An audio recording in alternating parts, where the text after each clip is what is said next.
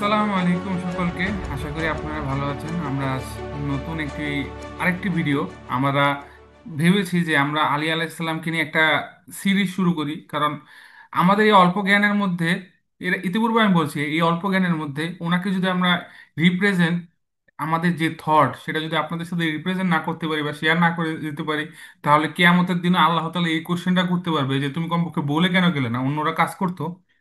So আজকে আমরা শেষ ভিডিও শেষে একটা ফিলোসফিক্যাল অ্যাঙ্গেল ছেড়ে গিয়েছিলাম। আজ আমরা আলী রাদিয়াল্লাহু তাআলার একটি ফিলোসফিক্যাল অ্যাঙ্গেল বা আলী রাদিয়াল্লাহু তাআলার এই জীবনের মধ্যে কি শিক্ষা রয়েছে, কি আমরা গ্রহণ করব, যেটা ফায়েজ ভাই শেষে গিয়েছিল। কিন্তু আমি আজকে শুরু করব তুষার ভাইকে দিয়ে। আর তুষার ভাই, আপনার কাছে একটা স্পেশাল প্রশ্ন যেটা কমেন্টে এসেছে। আপনি আলী আলাইসাল্লাম কেন বলছেন? আমি জানি কেন বলছি, কিন্তু দর্শককে জানানোর উদ্দেশ্যে, যাতে আমরা কেন বলছি এটা সেটা মানুষ জানতে পারে, আর এটার মাধ্যমে মানুষ একটা নতুন অ্যাওয়ারনেস পেতে পারে আহলে বাইতকে দেখার অ্যাঙ্গেলে। শুরু করেন। আসসালামু আলাইকুম জুনায়েদ ভাই। রব্বি ইশরাহ লি সাদরি ওয়া ইয়াসসির লি আমরি ওয়াহলুল উকদাতাম মিন লিসানি ইয়াফকাহু কওলি। আচ্ছা, চমৎকার দুটো কোশ্চেন। এর মধ্যে একটা হচ্ছে যে আমি কেন আলী আলাইহিসসালামকে আলাইহিসসালাম বলছি। হ্যাঁ, এটা কমেন্টে একটা কোশ্চেন আসছে। তো এটার ক্ষেত্রে আমি বলবো কি যে ইমাম বুখারী, হ্যাঁ, তার বুখারীর চ্যাপ্টারে নিয়ে আসছে, যে চ্যাপ্টারের মধ্যে আলী, ফাতেমা, হাসান হুসাইন আলাইহিস সালাম ওনাদের যে ফজল বা হচ্ছে ওনাদের যে গুণগানের ব্যাপারগুলা বা ওনাদের মর্যাদা যে জায়গায় উল্লেখ করছেন, ওই জায়গায় আলীকে আলাইহিস সালাম বলে সম্বোধন করছেন, হুসাইনকে আলাইহিস সালাম, হাসানকে আলাইহিস সালাম। এই ওয়ার্ডটা হচ্ছে ইমাম বুখারী ইউজ করছেন। এন্ড ইমাম বুখারী যেহেতু আহলে সুন্নাহ ওয়াল জামাতের এবং আমরাও আহলে সুন্নাহ ওয়াল জামাতের, তো সেক্ষেত্রে এই জিনিসটা এইভাবে ইউজ করছে যে আলাইহিস সালাম। হ্যাঁ, এটা আলীর শান মান এবং মর্যাদা, ধারণা সবকিছু ঠিকঠাক রেখেই ইমাম বুখারী ইউজ করছে, বিদায় আমি এটা ইউজ করছি আর কি। ঠিক আছে জুনায়দ ভাই, আছেন আপনি? জি, অবশ্যই শুনতে পেয়েছি। আপনি আমাদের দ্বিতীয় আচ্ছা। প্রশ্নে যান। আচ্ছা, দ্বিতীয় প্রশ্নটা আমাকে আরেকটু মেনশন করবেন, যে আমরা ছিলাম হচ্ছে ফিলোসফিক্যাল অ্যাঙ্গেলটা ওনার, যে উনি হচ্ছে কিভাবে জি, দেখতেন। উনি ওনার জীবনে, হ্যাঁ, জীবনের দর্শনটা আমাদের মাঝে কিভাবে দিয়ে গেছে, হ্যাঁ হ্যাঁ, যেটা আচ্ছা ও, নবীদের হুম হুম, জীবনে কি স্পর্শ করে। আচ্ছা। দেখেন, এখন আমরা আল্লাহ রাসূল সাল্লাল্লাহু আলাইহি সাল্লামের কাছ থেকে মূলত আলী ইবনে আবি তালেব হচ্ছে দিন শিখছেন। উনি ফিলোসফি, তারপরে সাইকোলজি, যত বিষয় আছে সবগুলো আল্লাহ রাসূল সাল্লাল্লাহু আলাইহি সাল্লামের হাতে ধরে ধরে রাসূল সাল্লাল্লাহু আলাইহি সাল্লাম ওনাকে শিখাইছেন। এবং রাসূলের ঘরে বড় হওয়া, ছোট বাচ্চা থেকে বড় হওয়া পুরুষ, হ্যাঁ, যদি বালকদের মধ্যে আমরা একজনকে ধরি, সে হচ্ছে আলী বিন আবি তালেব। এটা ফায়েজ ভাই প্রথম দিকে ওই কথাটা বলছিল। আল্লাহ রাসূল সাল্লাল্লাহু আলাইহি সাল্লাম দুনিয়াকে অনেক ভাবে দেখতেন, ঠিক আছে। আল্লাহ রাসূল সাল্লাল্লাহু আলাইহি সাল্লাম যেমন হচ্ছে আলী বিন আবি তালেবের ক্ষেত্রে যদি আমরা দেখি, যে উনি একটা কথা বলতেন, যে এই দুনিয়া পেছনের দিকে যাচ্ছে আর আখিরাত সামনের দিকে এগিয়ে আসছে। এটা আলী রাদিয়াল্লাহু বলতেছেন। এই দুটিরই প্রতিটিরই আছে সন্তানাদি, মানে দুনিয়া এবং আখিরাত দুইটারই সন্তান আছে। অতএব তোমরা আখিরাতের সন্তানের অন্তর্ভুক্ত হও। এটা আলী রাদিয়াল্লাহু বলতেছেন। তো তোমরা আখিরাতের সন্তানের অন্তর্ভুক্ত হও, দুনিয়ার সন্তানের অন্তর্ভুক্ত হইও না। অর্থাৎ দুনিয়াটাকে উনি কোন অ্যাঙ্গেলে বা কোন লেভেলে দেখতেছে, এটা কিন্তু ওনার এই কথাই পরিষ্কার। কারণ আজ হইতেছে আমলের দিন, অতএব হিসাব নেই। আজকে আমল করতে থাকো তুমি, আজকে কোনো হিসাব নেই।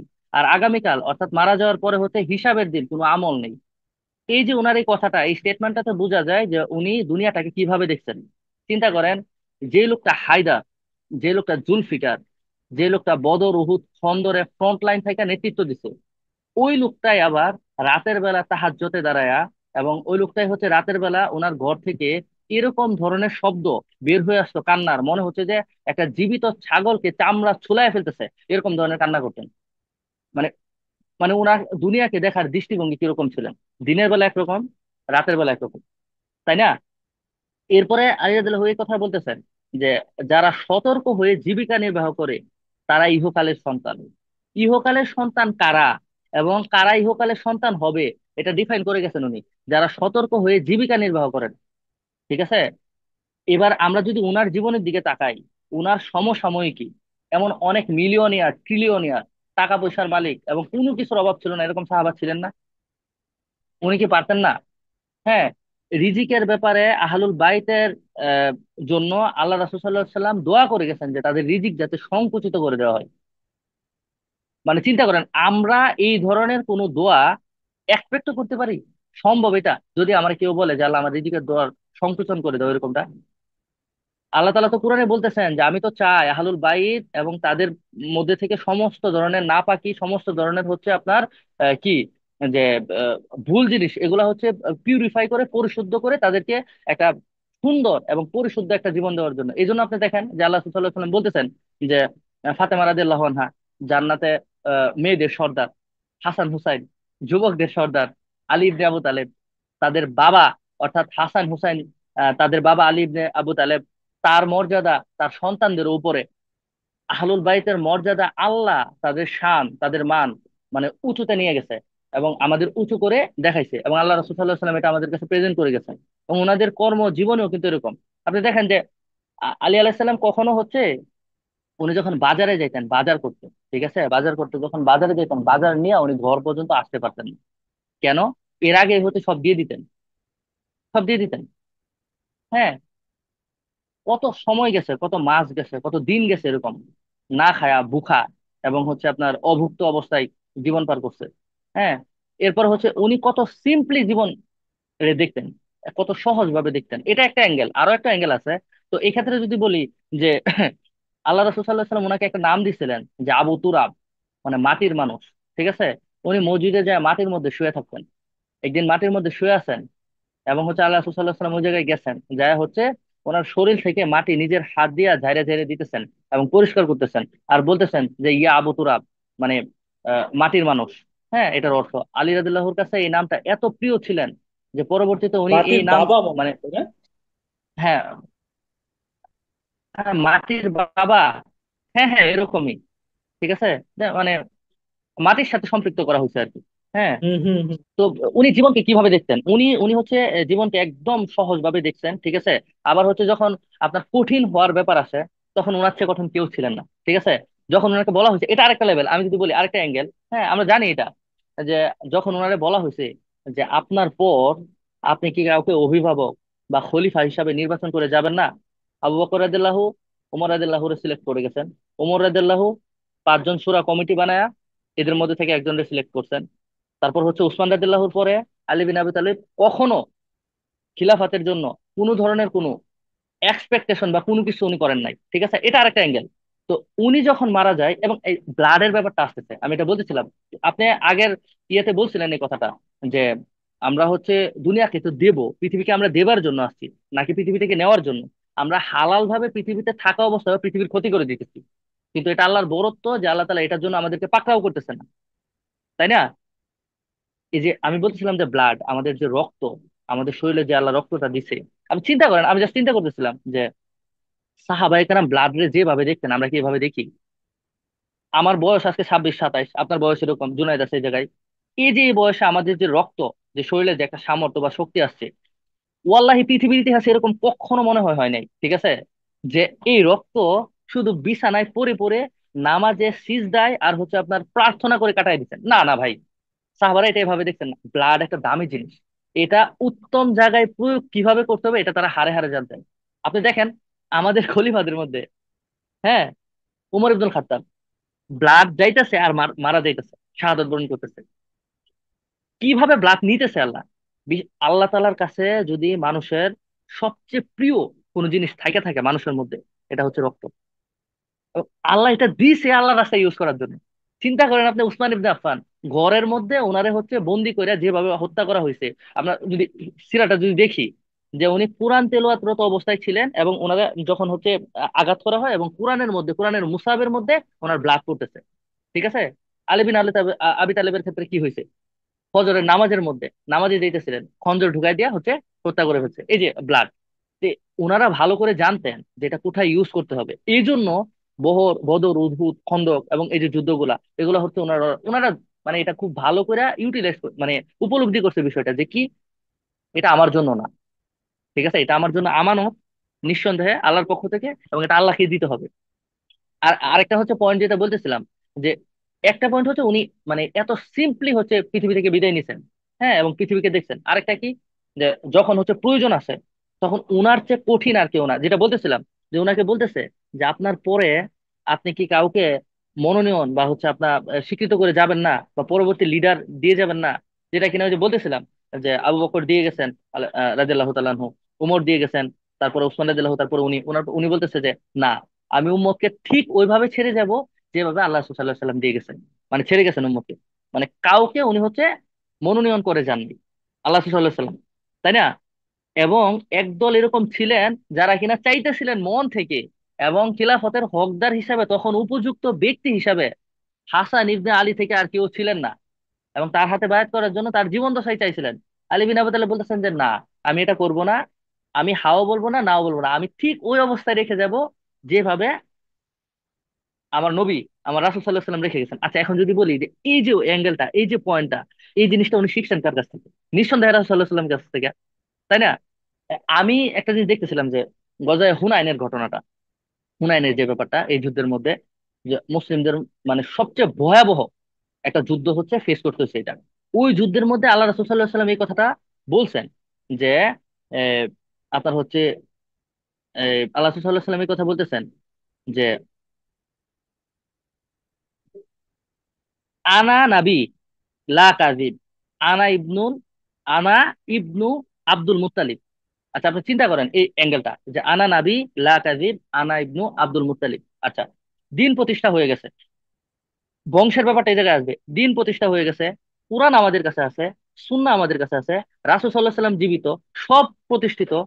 কেন আল্লাহ রাসূল সাল্লাল্লাহু আলাইহি সাল্লাম এই কথা বলতেছে যে আমি নবী, আমি মিথ্যাবাদী নই, আমি আব্দুল আমি হচ্ছে আপনার হচ্ছে আব্দুল মুত্তালিবের বংশধর?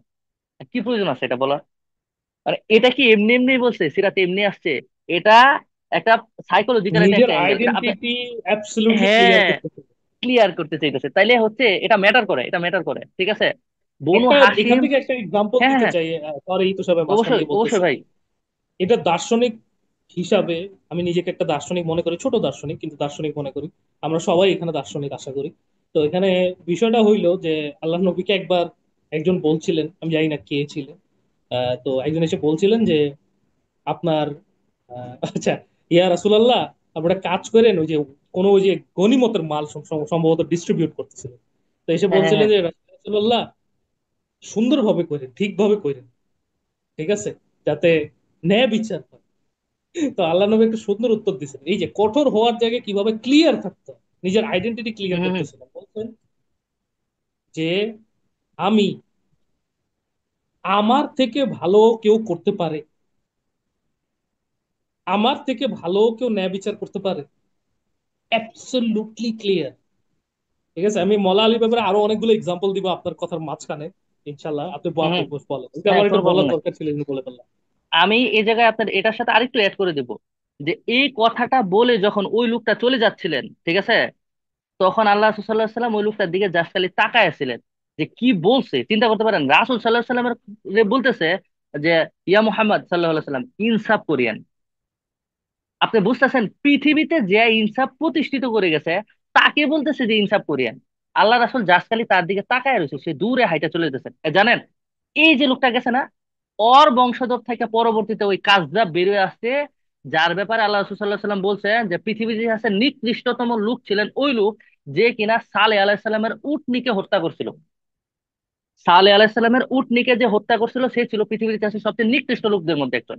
এবং আলী তোমাকে যে হত্যা করবে সে হবে পৃথিবীর ইতিহাসে নিকৃষ্টতম লোকদের মধ্যে একজন। এবং ওই লোক যে কিনা আল্লাহ সাল্লাহ বলছে যে ইয়া মুহাম্মদ সাল্লাহ সাল্লাম কি বললেন, হক করিয়েন বা হচ্ছে ইনসাফ করিয়েন, তার বংশধর থেকে পরবর্তীতে আসছে আলীর হত্যাকারী।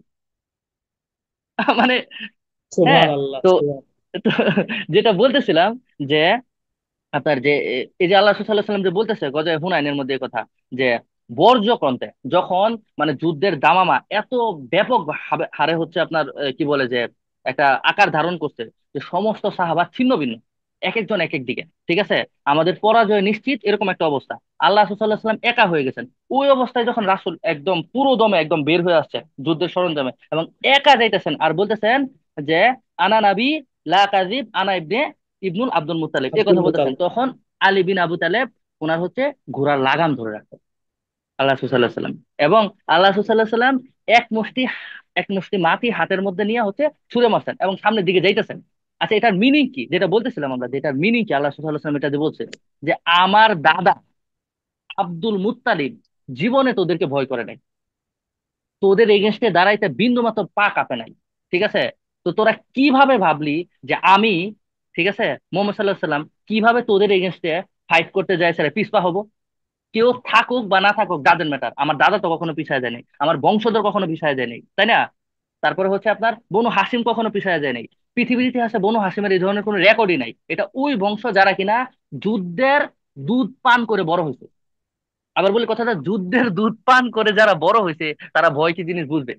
ঠিক আছে? তো এই যে এই জায়গায় কে কে ছিলেন? আলী ইবনুল আবু তালেব ছিলেন আল্লাহ রাসূলের সাথে। আব্বাস ইবনে আব্দুল মুত্তালিব ছিলেন আল্লাহ রাসূল সাল্লাল্লাহু আলাইহি সাল্লামের সাথে। হ্যাঁ, ওই যে গাজওয়ানে হুনাইনের কথা বলতেছি। এরপরে ছিলেন হচ্ছে আপনার হারিস ইবনে আব্দুল মুত্তালিব। ঠিক আছে?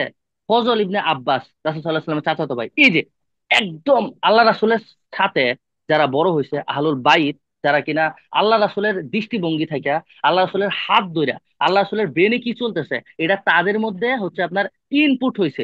এই মানুষগুলো ওই জায়গায় ছিলেন। এটা কিভাবে ভয় করবে আপনি চিন্তা করেন। যে যে মানে প্রত্যেকটা যুদ্ধের মধ্যে আলী বিন আবি তালেব আল্লাহ সাল্লাল্লাহু আলাইহি ওয়াসাল্লাম প্রথমে দেখতেছেন, আলী আসো, আলী আসো, যাও ওই যে উতবা, ওই যে সাইবা, মানে বদরের মধ্যে কে, এটা প্রমাণ করা জরুরি যে কি আমার যে বংশধর, বা আমি যে বংশধর থেকে আসছি, বংশ থেকে আসছি, এই বংশে ভয়ভীতি বলতে কিছু নাই। এবং আমি হব কি, ওই যে বলে না যে লিডার মানে কি, ফ্রন্ট লাইন থেকে নেতৃত্ব দিবে। ঠিক না? তো রাসূলের বংশধর থেকে যাওয়া জরুরি। তো যে আলী ছোট থেকে হচ্ছে রাসূলের কাছে বড় হয়েছে, ঠিক এবং আছে, সব এটাতে জিনিসগুলা নেগেটিভ দেখছে। কিছু নাই, অনেকে এটা মনে করতে পারে আমরা বংশ নিয়ে বেশি কথা বলতেছি। একটা কথা ক্লিয়ার, যে আল্লাহ নবীর বংশ 100-তে 100 পাওয়া ম্যান্ডেটরি। তারা 100-তে 100 নিচে কোনোদিন কম্প্রোমাইজ করতো না। যেহেতু তারা 100-তে 100 নিচে কোনোদিন কম্প্রোমাইজ করতো না, এই জন্য তাদের বংশকে আমাদের আলাদা স্ট্যাটাসে রাখতে হয়। বলে তো শুনি। এন্ড এটা আমি মনে করি যে যারা সিরার পাঠক, এরা খুব হারে হুম। হারে জানে যে সিরার সূচনার অধ্যায়ে কেন বংশটা নিয়ে আসছে। এটা কই থেকে ধরছে? আদম আলাহিসাল্লাম থেকে টান দিছে, এটারে ইব্রাহিম আলাহিসাল্লাম থেকে নিয়ে একবার রাসূল পর্যন্ত হচ্ছে এটারে নিয়ে আসছে। কেন? এটা তো সূচনাতে রাসূল সাল্লাল্লাহু আলাইহি সাল্লামের জন্ম থেকে শুরু করতে পারতো, যে বংশটা ম্যাটার করে। আল্লাহ তাআলা একদম স্পেসিফিক ভাবে চয়েস করে, এবং ব্লাড ব্লাডের যে সার্কুলের যে লাইনটা, এই লাইনটা হচ্ছে আপনার একদম পিউরিফাই করে করে করে করে তারপর রাসূল পর্যন্ত হ্যাঁ, নিয়ে আসছে। হ্যাঁ, হ্যাঁ।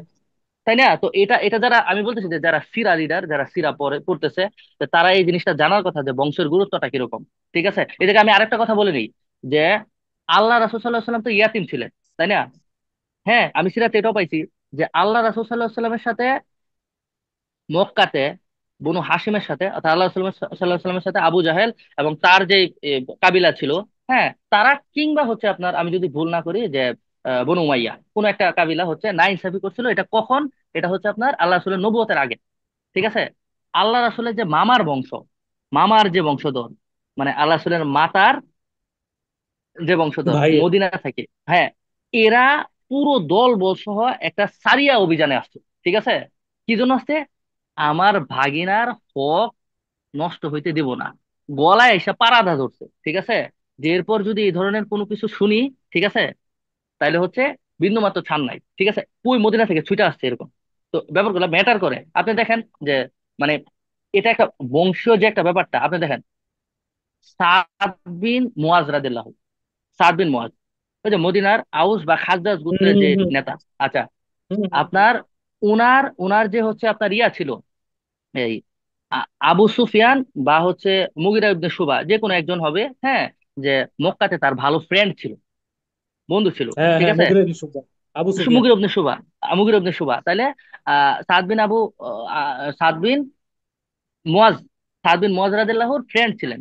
তো মক্কা থেকে, মদিনা থেকে উনি মক্কাতে আসছে কি জন্য আসছে? যে বাইতুল্লাহ তাওয়াফ করতে। এতদিনে আল্লাহ রাসূল বাইতুল্লাহ। সাল্লাল্লাহু আলাইহি ওয়াসাল্লাম মদিনাতে হ্যাঁ, যে হ্যাঁ, দিন হ্যাঁ, ইস্টাবলিশ করছে। আপনি চিন্তা করেন হ্যাঁ। যে উনি কোন সময় বের সবকিছু হয়েছে, যে inter Mughira ibn connected. Shuba inter connected. যখন মুগিরা ইবনে শুবা বের হয়েছে, কখন বের হয়েছে? যে ওই রকম টাইমে আমাকে নিয়ে যাও যখন কেউ থাকবে না, আমি নিরিবিলি বাইতুল্লাহ তাওয়াফ করে চলে আসবো। ওই টাইমে অন্য কেউ না, আবু জাহেল। ঠিক আছে? ও বলতেছে যে আজকে যদি মুগিরা ইবনে শুবা তোমাকে নিরাপত্তা না দিত, তাহলে আমি দেখতাম তুমি এই জায়গা থেকে কিভাবে ফিরে যাও। হুম, ঠিক আছে? হুম, হুম। এবং ও ইয়া বলতেছে যে এটা কি আবু জাহেল সাদিক বলছিল? হুসাইন। হ্যাঁ, তো উনি বলতেছে যে আবু আমিও জাহেল দেখতাম, বলছিল। আবু জাহেল, তো আমিও দেখতাম যে আপনারা বা আপনি কিভাবে হচ্ছে মানে মদিনার ওদিক দিয়ে হচ্ছে এই আপনাদের বাণিজ্য মাল কাফেলা বা সামান ওটা নিয়ে নিয়ে যান। যান। ঠিক আছে? নিয়ে যান, ওইটা হ্যাঁ, আমি দেখতাম। ঠিক আছে? ওই জায়গায় সর্দার হ্যাঁ। আমি। ঠিক আছে? এই যে একটা বংশীয় ব্যাপার স্যাপার, যে ভাই ম্যাটারই করে না তুই কে। জাস্ট ভ্যানিশ করে দিব ওই জায়গায়। তো কি একটা বর্জ্য হুম। কণ্ঠে ওই জায়গায় বলে গেছে। তো এই ব্যাপারগুলো আসে বজ্রকণ্ঠ আর কি, কেন আসে। আসতো? ওই যে তাদের দর্শনটা ওরকমই ছিল, হয় করবো না হলে মরবো, তারা মাঝখান দিয়ে কিছু দেখতো না, আমাদের ফাইজ মতো ভাই, এরা মাঝখানের আপনার কম্প্রোমাইজ, মানুষ। মধ্যে আমি এরা একটা জিনিস আসতে চাই। কম্প্রোমাইজ পার্সোনালিটি ছিলেন না। আচ্ছা, আমি হ্যাঁ। দার্শনিকের ক্ষেত্রে শুধু এখন একটা আমরা জিনিস যদি অ্যাড একটু ফাইজ করে ভাইয়ের কাছে আমরা আসি। মনে হয় এখানে শেষ করতে হবে। হ্যাঁ জুনাইদ ভাই বলেন, কিছু রিমাইন্ডার দিবেন। না না, আমি বলছি আমরা এখানে যদি আসি, ফায়াজ ভাই আপনি কি কোনো কিছু এলাবোরেট করতে চান এই হ্যাঁ ফিলোসফিক্যাল হালকা অ্যাঙ্গেলে? কিছু, দেন আমরা এখানে শেষ করে দিব এই টপিক ইনশাল্লাহ, সমস্যা নেই। তো ইনশাল্লাহ। যেটা আমি বলছিলাম যে আপনি বলতেছিলেন তুষার ভাই, এলাবোরেট হয়তো বা একটু লম্বাও হয়ে যেতে পারে। আমি মানুষটাকে আসলে অন্যভাবে দেখি, আপনাদের কাছে ক্ষমা চেয়ে নেই, যারা অডিয়েন্স আছে তাদেরকে ক্ষমা চেয়ে নেই। এই মানুষের মতো আমি কাউকে দেখতে পারি না। এবং আমি তুষার ভাই, আমি জানি না আপনি এটা মানেন নাকি, আমি একটা জিনিস বিশ্বাস করি যে আলী ইবনে আবু তালিবের যে স্ট্যান্ডার্ড, ওই স্ট্যান্ডার্ডে কোনো মানুষ কোনদিন যেতে পারবে না। হয়তোবা সে নবী না, বাট তার হিউম্যান হিমিং হিসাবেই এমন একটা স্ট্যান্ডার্ড কমন হিউম্যান বিংদের মধ্যে। আই সিরিয়াসলি ডাউট যে অন্য কোনো হিউম্যান বিং কোনদিন তার লেভেলে যেতে পারে। বলা উচিত না এইভাবে, বাট এনিওয়েজ না, আমি এটা ওদিকে যাই পসিবল না। না, এটা সম্ভব না। আসলে এটা ঠিক আছে, সম্ভব না, কি জন্য সম্ভব না, আসলে এটা এটা ইকুয়েশন সম্ভব। মিলাইলে আমরা পাই যাব। ঠিক আছে। এক্স্যাক্টলি, মেবি ইমাম এটা ফাইন্ড মাহাদি, আউট করা বাট খুব লেটস নট গো দেয়ার। কঠিন না। আপনি ইমাম মাহাদি, হ্যাঁ এই জায়গায় আমি বলতে চাই, ইমাম মাহাদি আসতেছে কার বংশধর থেকে, কার হ্যাঁ ব্লাড ইয়া আসতেছে, ঠিক আছে। ওইটাও তো আলী বিন আবি তালেবেরই, তাই না? হ্যাঁ, সেটাই তো বললাম। তো অবশ্যই আলী বাবার বিন আবু তালিব। পজিশনে তো, বাবার পজিশনে তো ছেলে যাইতে পারবে না। ওইটা তো হচ্ছে হ্যাঁ পরবর্তী হ্যাঁ। জেনারেশন পরে। তো ইমাম মাহাদি হুম নিঃসন্দেহে মানে বড় লেভেলের। ঠিক আছে। হুম। আচ্ছা, দর্শনের ক্ষেত্রে বলতেছিলাম, আমি আলী ইবনে আবু তালিবকে এভাবে দেখি কারণ আলী ইবনে আবু তালিবের একটা জিনিস আমি একবার পড়েছিলাম। তা আলী ইবনে আবু তালিব একবার যখন খুবই ডিফিকাল্ট টাইম, ওই যে মুয়াবিয়া রাদিয়াল্লাহু আনহুর সাথে ওই ঝামেলাগুলো আপনারা তো জানেন। হ্যাঁ, তো সিফিন টাইমে। ফিলিস্তিনের টাইম খুবই কষ্ট, সে খুব কষ্ট পাইছে যা হচ্ছে। তো একবার সে আসছে, তো সে তার বাসায় আসছে, বাসায় এসে খুবই কষ্টে আছে কি হচ্ছে না হচ্ছে, তো সে একা একা, সে তো একা একা প্রচুর থাকতো। সে এমন একটা ব্যক্তি যে একা থাকলেও আধ্যাত্মিকতার উচ্চ পর্যায়ে চলে যেত, এবং মানুষের মধ্যে থাকলেও আধ্যাত্মিকতার উঁচু পর্যায়ে নিজে তো যাইতো, মানুষকেও নিয়ে যেত। এরকম ব্যক্তি মানে আল্লাহ নবীর পরে আমি, যাই হোক আমি আর কিছু নাই বলি তাই। তো আধ্যাত্মিকতায় তো সে বলতেছিল, হে দুনিয়া, তুই আমার কাছে কেন আসছিস, চলে যা আমার থেকে। তুই, আই ডোন্ট লাইক ইউ, এভাবে বলছে। তো যতটুকু আমরা কোর্টে পড়তে পারি, আমি তোমাকে পছন্দ করি না, তুই চলে যাও, আমার থেকে দূরে চলে যাও, আমার কাছে তুমি আইসো না, এই ক্ষমতা আমার লাগবে না। এবং ওনার ক্ষমতা যাওয়ার প্রসঙ্গে আমি কয়েকটা কথা বলি। একবার ওনাকে একজন জিজ্ঞেস করতেছে, উনি তখন খলিফা, যে ইয়া আলী, ওমর আর আবু বকর রাদিয়াল্লাহু আনহুর টাইমে আমরা এত ভালো থাকতাম, তো এখন এই অবস্থা কেন তোমারটাই? তো তার কথাটা, যে আপনি বললেন না স্ট্রেইট অ্যান্সারটা, তার কথাটা এমন হ্যাঁ ছিল, হ্যাঁ। আমি জানি মনে হয় আপনি জানেন এই কথা। তার কথাটা না এমন না, ছিল, আপনি বলেন বলেন বলেন। তার কথাটা এমন ছিল যে ওমর আর আবু বকর রাদিয়াল্লাহু আনহুর সৈন্য আমি ছিলাম, আর আমার সৈন্য তোমরা। সুবহানাল্লাহ। ঠিক আছে, এই স্ট্রেট কথা। মানে কিছু ব্যাপারে তার কোনো কম্প্রোমাইজ নেই। একবার যখন ওসমান ইবনে আফনান আর আলী ইবনে আবু তালিব এই দুজনের মধ্যে কথা কাটাকাটি হচ্ছে একটা সুরার মধ্যে, যে কাকে দিবে কাকে দিবে না, তো সবাই আলী ইবনে আবু তালিবকে ফার্স্ট চয়েস করছে। তালিব হম ইবনে হম হম। তালিবের কাছে গেছে, গিয়ে তাকে জিজ্ঞেস করছে যে ইয়া আলী, তুমি কি আবু বকর এবং ওমরের মতো আমাদেরকে চালাইতে পারবা, লিড করতে পারবা? আলী ইবনে আবু তালিব বলছে যে না, সরি, সম্ভব না। আমি আমার স্ট্যান্ডার্ড আবু বকর আর ওমর না, তারা তাদের অবস্থা অবশ্যই ভালো করছে, কিন্তু আমি তো নিঃসন্দেহে, মোহাম্মদের। হ্যাঁ। আল্লাহ আকবার। তো তারা না আর অ্যান্সার খুঁজে পায়নি, তারা বলছে না এই ব্যাটার লোকে পারাপারি যাবে না, রাদিয়াল্লাহু আনহু। এই ওনার সাথে অন্য কোনো কিছু যাবে না, উনি অন্য কোনো কম্প্রোমাইজের মধ্যে আসবেই না।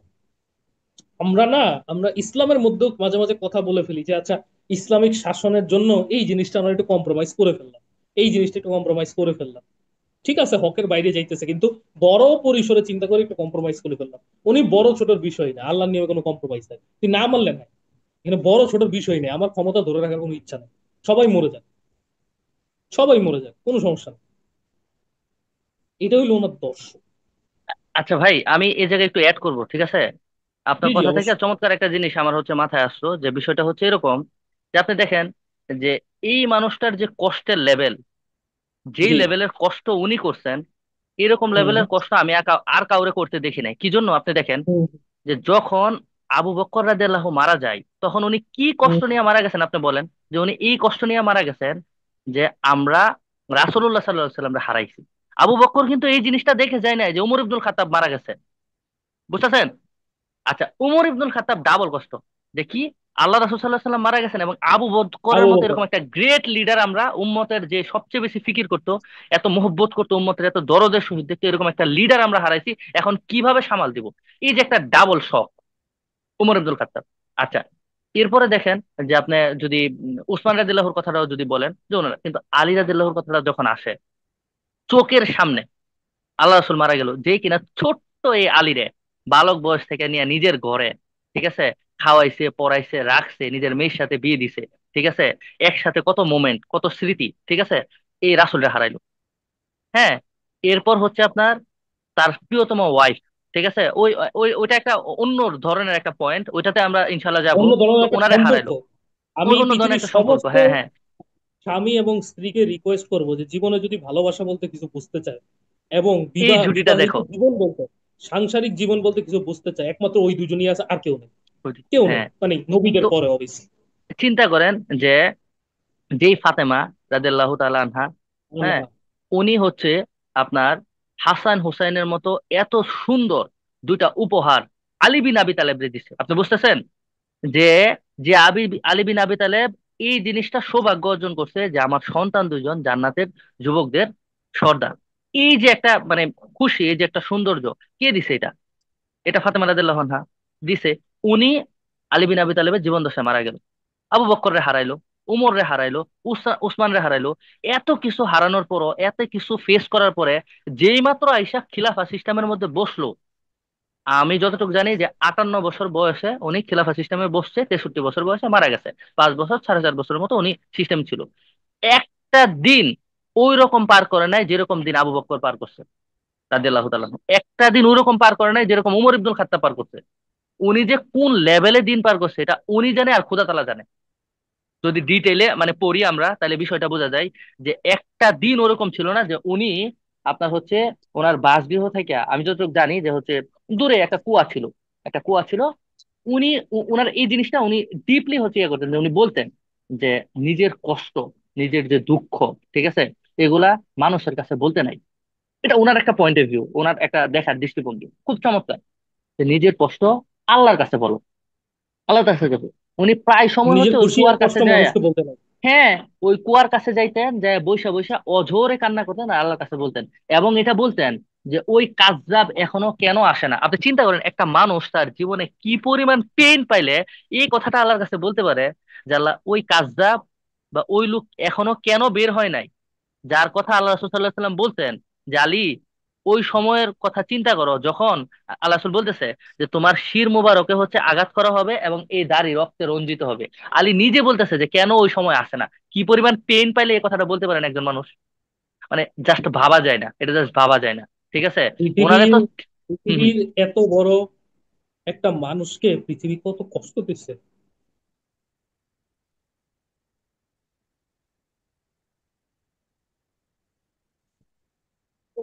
এরপরে এই জায়গায় আমি ফায়েজ ভাই একটু সরি, অ্যাড করি যে সরি এরপরে সরি। চিন্তা করেন যে এরপরে যদি আমরা আপনার হচ্ছে ওনাকে মোহব্বত করব কি করব না, বা ওনার এন্টিপাতিও থাকে, এই বিষয়টা আসা দরকার, ঠিক আছে। যে এত কিছুর পর যে এই লোকটারে মোহব্বত না করে একজন মানুষ কিভাবে থাকতে পারে, ঠিক আছে। আপনি চিন্তা করেন মানে এখন তো মানে কি বলবো, আমি একটু বলি যে ব্যাপারটা হচ্ছে এরকম, যে এই লোকটা মারা যাবার পরেও, ঠিক আছে, উম্মত এই লোকটার সাথে যা করছে, ঠিক আছে, ঠিক আল্লাহ রাসূল সাল্লাল্লাহু আলাইহি সাল্লাম যখন দিন নিয়ে আসছে, ইসলাম নিয়ে আসছে, তখন আল্লাহ রাসূলের শত্রু হিসাবে যে কাবিলাটা ছিল, ঠিক আছে, বনু উমাইয়া, আল্লাহ রাসূল সাল্লাল্লাহু আলাইহি সাল্লামের সারা জীবন ভর আল্লাহ রাসূল সাল্লাল্লাহু আলাইহি সাল্লামের এগেইনস্টে ফাইট করছে। নবুয়ত নিয়ে আসার পরে নবুয়তের আগে বনু হাসিম রে দেখছে। এই ফাইটের সমাপ্তি ঘটছে কারবালা দিয়া, এই ফাইটের সমাপ্তি ঘটছে আহলুল বাইত দিয়া। এবং এই পর্যন্ত সীমাবদ্ধ না, যে লোকটা মারা গেছে ওই মৃত মানুষটারে পর্যন্ত গালি দিতে মানে কোনো কার্পণ্য বোধ করে নাই, গালি দিছে, মেম্বার থেকে গালি দেওয়া হচ্ছে। তো মানে মানে কি না করলো এই লোকটা, কি না করলো, তার জীবনে কোন জিনিসটা উনি হচ্ছে আপনার ফুলফিল না করে দিয়ে গেছেন, অকাতরে দিয়ে গেছেন ইসলামের জন্য। একটা ছোট্ট বালক যে কিনা ইসলামের উপর জন্মগ্রহণ করছে এবং ইসলামের উপর মারা গেছে, আহলুল বাইত, বুঝতেছেন আপনি? মানে লেভেল কোন লেভেলে, আল্লাহ রাসূলের ঘরে বড় হয়েছে, আল্লাহ রাসূল নিজে তারবিয়াত করছে, আল্লাহ রাসূল নিজে শিখাইছে তাওহীদ কি, শিরিক কি, রিসালাত কি, দিন কি, দিন স্টাবলিশড কি। হ্যাঁ, দিনের জন্য জান মাল সময় সম্পদ, হ্যাঁ, বিবি বাচ্চা সন্তান 72 জন একবারে কোরবানি করে দিচ্ছে। যা, এই লোকটার সাথে মরার পরও যদি এই ধরনের আচরণ করা হয়, তাহলে মানে আমি তাহলে ওই কোটটাই বলতে পারি যে ওসমান রাদিয়াল্লাহু যখন শহীদ করা হয়েছিল, তখন এই কথাটা কে বলছিল আমি জানি না, পাইছিলাম এরকম যে এই উম্মত কিভাবে কল্যাণের দিকে আসতে পারে, যে কিনা তার খলিফারে ঘরের মধ্যে বন্দি কইরা কোরআন পাঠ করার মানে কোরআন পাঠরত অবস্থায় তার রক্ত মোবারক কোরআনে পড়তেছে, এই অবস্থায় হত্যা করে। ঠিক আছে, ফিতনা কোন লেভেলে হচ্ছে ঢুকলে এই লেভেলের হইতে পারে। তো উনার তো হচ্ছে জীবন, উনি হচ্ছে যে আপনার স্টাবলিশ করবে বা সিস্টেম প্রতিষ্ঠা করবে, ওইটা তো সময় পারবে, যুদ্ধ করতে করতে জীবন গেল গা। এই সিফিন জি। লড়তেছে, জামাল লড়তেছে, নেহরওয়ান লড়তেছে, নিজের যাদের সাথে বড় হয়েছে, যাদের সাথে দিন শিখছে, যাদের সাথে দিনের বড় বড় হচ্ছে তাদের সাথে মোকদ্দমা, লড়াই বড় বড় করতেছে। যুদ্ধ, তাদের সাথে লড়াই করতেছে। এই লোকটা দুঃখ কোথায় রাখবে আপনি বলেন? সেটাই। এখন কথা আনইমেজিন। হইলো ইনসানিয়াতের ইতিহাসে ইনসানিয়াত তো ভালো কাজ করে নাই, আল্লাহর নিয়মের সাথে আল্লাহর প্রিয় বান্দাদের সাথেও এরকমই করে। যাই হোক, আমরা আলী বিন আবু তালিবের ফিলসফি থেকে একটু কি জানতে পারি। আমি খালি লাস্টে বলার আগে একটু বলে দিই যে একবার তার বাসায় একজন খাওয়া চাইতে আসছে। তার বাসায় একটা রুটি ছিল তার বাচ্চাদের জন্য, এই রুটির আধাটা সে দিয়ে দিচ্ছে। এটাই তার বাচ্চাদের জন্য, ক্ষুধার্ত বাচ্চাদের জন্য না রেখে ওই বাচ্চাদেরকে বলছে যে বাবা চিন্তা করো না, আল্লাহ এটাকে পাঠাইছে, তার দরকার দেখেই তো আল্লাহ পাঠাইছে, আমাদের থেকে সে পাবে বলেই তো আল্লাহ পাঠাইছে। দিস আপনি ইজ আলী বিন আমি আবু এই তালিব। জায়গায় একটু অ্যাড করি, আপনি চিন্তা করতে পারেন যে ওইটা আরেকটা টপিক, ওইটা নিয়ে আমরা কথা বলবো ইনশাআল্লাহ, যদি আল্লাহ আমাদেরকে তৌফিক দান করেন, ঠিক আছে? যেই ছেলেটা বা যে বাচ্চাটারে না খাওয়ায় রুটিটা দিয়ে দিছে, ওই ছেলেটার সাথে কি করা হয়েছে? সেটাই, ওই ছেলেটার মুন্ডুটা বা হচ্ছে মাথাটা, কল্লাটা, যেই চুলায় যেই নেমে দিচ্ছে কল্লাটা ওই বদমাইশ। সবচেয়ে বেশি যেই কল্লাটা সবচেয়ে বেশি রাসূল সাল্লাল্লাহু আলাইহি সাল্লামের চেহারা মোবারকের সাথে মানে মিল খায়, ওই চেহারাটা নিয়ে আপনার হচ্ছে প্লেটের মধ্যে রাখছে, আবার হচ্ছে কি দিয়া, সুই দিয়ে এরকম, ঠিক আছে, বা হচ্ছে কাটা চামচ দিয়ে এরকম খুঁচায় খুঁচায় দেখতেছে। হ্যাঁ, মানে জাস্ট এই জায়গায় আর কি বলবো, ওটাই ঠিক করে। আছে, ওইটা আরেকটা আহ, টপিক। তুমুল ইনসানিয়াত এরকমই করে, কিছু করার নাই, আমরা সবাই এরকমই। যাই হোক, কিন্তু তার জীবন থেকে আমরা যদি কিছু শিখতে পারি, একটা জিনিস তা শিখতে পারি, আমরা কাজ হচ্ছে করতে ইয়াদের হবে। জন্য একটা মেসেজ দিব, আমরা হচ্ছে আমাদের আমাদের যে অডিয়েন্স যারা আছে তাদের জন্য এই মেসেজটা আমরা অবশ্যই। ইয়া করব যে আপনারা পড়েন, ঠিক আছে? আমরা অনেক বেশি পড়ি এরকম না, ঠিক আছে? তো আপনারা পড়েন, কি পড়েন? আলী বিন আবি তালেব পড়েন, অন্যদেরকেও পড়েন। এই মোমেন্টে, এই সময়ে মানে একদম কম্প্রোমাইজ করে না এরকম পার্সোনালিটি, এবং যার লাইফস্টাইল এবং যার জীবনী, ঠিক আছে, সবচেয়ে বেশি জরুরি, যারে ফলো করা সবচেয়ে বেশি এখন প্রয়োজন, ঠিক আছে? আমান কা দর এখন চলতেছে না, এখন আমান বা শান্তির সময় চলতেছে না। তো সেই ক্ষেত্রে কে এই সিকোয়েন্সের মধ্যে সবচেয়ে বেশি ফিট হয়, এটা আমরা খুব ভালো করে জানি, অর্থাৎ ওনারে ডিপলি স্টাডি করা দরকার এবং ওনারে নিয়ে আসা দরকার, ওনার ব্যাপারে আলোচনা হওয়া দরকার, ওনাকে নিয়ে আসা দরকার, ওনার প্রত্যেকটা পয়েন্ট খুঁটায় খুঁটায় বের করে নিজের জীবনে আমল করা দরকার, এবং কমিউনিটি, পরিবেশ, সমাজ, সোসাইটি, দেশ, রাষ্ট্র সব জায়গায় এস্টাবলিশ করা দরকার। ধন্যবাদ। সবাইকে ধন্যবাদ। আমি জোনায়েদ ভাই, আমি আজকে এটা, আজকের জন্য এটা শেষ জি, করে দিতে পারি ইনশাল্লাহ। জি, আমরা আজ কথার মাঝে এমন একটি পর্যায়ে গিয়েছি। আচ্ছা, আমি সবার কাছে ক্ষমা চেয়ে নেই, কথা স্রোতে হয়তোবা আমরা একটু হারিয়ে গিয়েছি, কিন্তু এই মানুষটাই এরকম। তো ক্ষমা করে দিবেন আমাদেরকে। জি, জোনায়েদ ভাই শেষ তো করে ফেলেন। আজ আজ আমরা এমন কিছু জিনিস নিয়ে জানতে পেরেছি যা হয়তো বা বাংলার জমিনে, আমি হলফ করে বলতে পারি, কেউ এভাবে তুলে ধরছে। কিতাবে আছে, কিতাবের মধ্যে অনেকেই পড়ে, অনেকেই নিভৃতে হয়তো ভাবে, কিন্তু কখনো কেউ প্রকাশ্যে নিয়ে আসে না। কারণ কেউ ফতোয়ার ভয়ে, কেউ বা তার মাসলাকের ভয়ে, কেউ বা তার যে পর্যায়ে আছে সেই পর্যায়ে হারানোর ভয়। কিন্তু আমরা যা শিখেছি, যা বুঝেছি, যা জেনেছি, যে মানুষটাকে আমরা ভালোবাসি, এবং ফায়েজ ভাইয়ের আগের ভিডিওতে বলেছিল যে আমরা গাজার মানুষদের সামনে দাঁড়াতে পারবো না, কিন্তু কিছু জিনিস আছে যেগুলো আমাদেরকে আশা দেয়। তার মধ্যে এটা একটা, যে আমাদের তুষার ভাইয়ের আগের ভিডিওর প্রথমের দিকে একটা হাদিস বলেছিল যে যে আলীকে ভালোবাসে সে আল্লাহকে ভালো, যে আল্লাহ রসুলকে ভালোবাসে সে আল্লাহ রসুলকে ভালোবাসে, সে আল্লাহকে ভালোবাসে।